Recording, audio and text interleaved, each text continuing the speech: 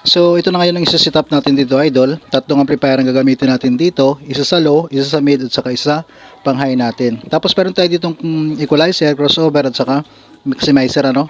So ang maximizer dito gagamitin natin sa ating pang low frequency output ng ating crossover dito. So ngayon, idol, ipakita natin dito, pwede nyo ito gayahin, pwede din na hindi, ano. So nakadepende na lang sa inyo yan, kasi kanya-kanya naman tayo ng setup ng ating sound dito. Pero sa viewers natin, kung ano daw maging connection nito, ito, idol, ang nagiging connection ko dito or maging connection ko dito kapag mayroon akong maximizer sa ganitong tatlo, ano. Mayroong equalizer, crossover at saka maximizer. So magsiset up tayo dito ngayon nang gagaling sa ating audio mixer. So ang tatlong amplifier na yan, magagamit natin yan sa tig-isang frequency natin. So ito lang siya, idol, ano.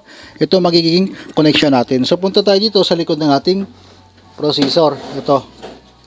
Wala tayong binago sa posisyon ng ating processor, idol. Ang nauna dito yung ating equalizer, ang pangalawa ang ating crossover, tapos yung last nandito yung ating maximizer. So yung ating maximizer, idol, gagamitin natin sa ating panglo, ano.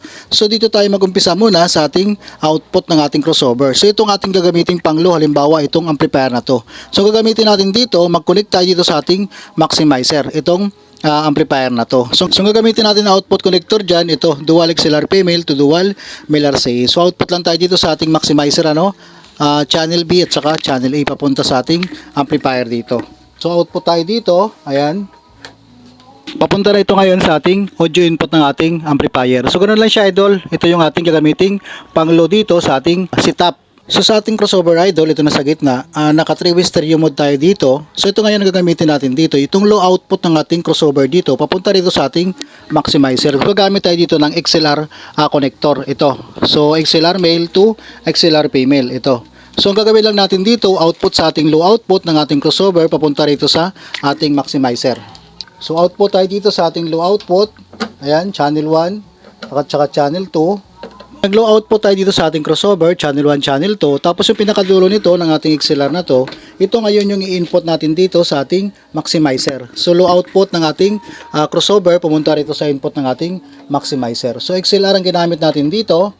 Ayan ang connection ng ating low output dito sa ating crossover. So yan lang siya, idol, ano? Ayan, pag mayroon tayong maximizer, mas okay din siya gamitin sa ating pang low. So ito, idol, ay option nyo naman ito, o ito yung naging connection ko dito kapag mayroon tayong maximizer tapos mayroong equalizer. So ngayon dito, idol, itong mid at saka high output ng ating crossover dito, papunta na sa ating dalawang amplifier. So ang gagamitin natin dito, ito, dual XLR female to dual male RCA. So halimbawa itong pinaka-mid muna tayo dito, output ng ating channel 1 at saka channel 2, papunta ito ngayon sa isa nating amplifier na gagamiting pang mid. Halimbawa itong nasa baba, ano. So naka audio input tayo dito o naka selector A tayo dito. Ayan. Mid output ng ating crossover, dumirect na tayo dito sa ating isang amplifier. So ngayon, itong high naman ng ating output dito ng ating crossover, papunta rito sa taas natin na amplifier. So ito yung pang high natin na amplifier.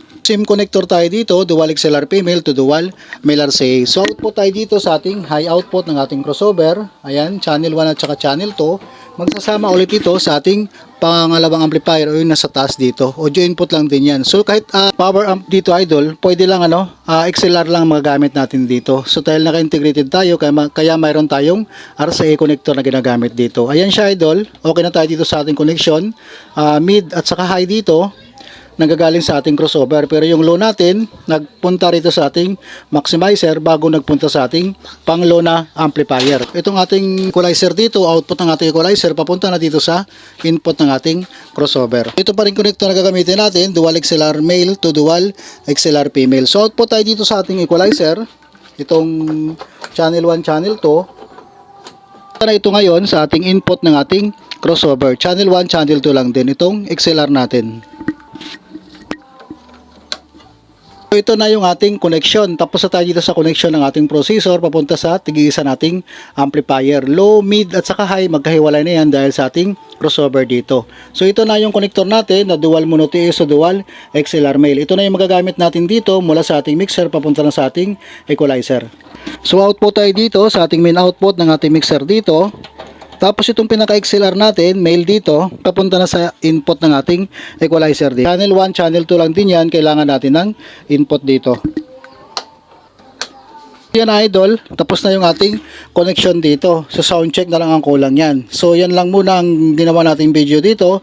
Connection lang muna ano. So sa sunod na video natin, yung walang equalizer, tapos mayroon silang maximizer. So next video natin yan, gagawin natin yan kung ano ang pwede natin ma-set up dito. So nakadepende kasi yan sa ginagamit natin dito kung ano ang naging connection dito ano. Pero i-try nyo yan idol, magustuhan nyo rin yung ganitong connector. So ayusin na lang natin yung wirings natin dito, yung mga connector natin dito kapag na-set up na natin yan.